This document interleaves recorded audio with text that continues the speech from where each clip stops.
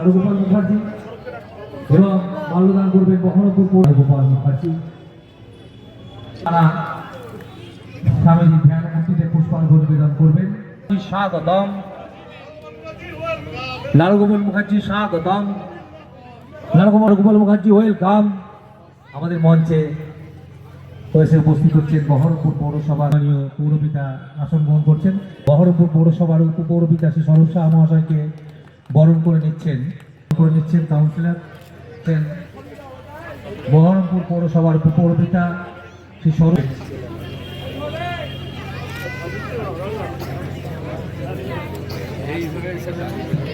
Debnath.